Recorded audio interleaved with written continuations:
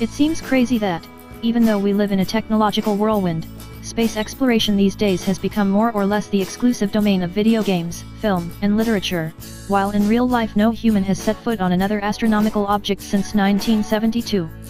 Prey does a fine job of expanding the great space-fixated pop culture canon, while adding an effective survival horror element rooted in believability but with plenty of imaginative leaps to such an extent that one fears it might make potential astronauts think twice when mankind finally gets around to the serious business of at least visiting, if not colonizing, other planets. Prey review: Fly Me to the Moon.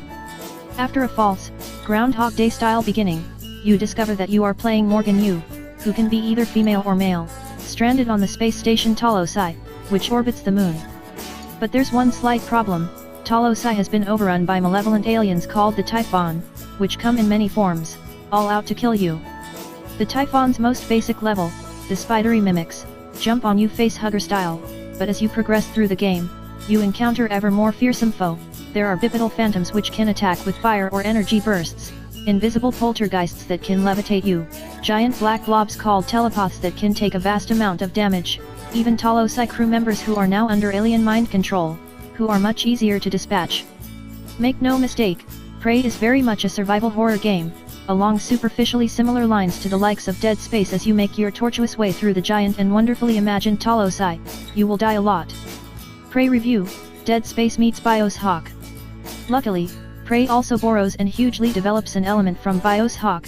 Through injecting so-called neuromods into your eye socket, you can acquire a vast arsenal of abilities, including those possessed by the Typhon.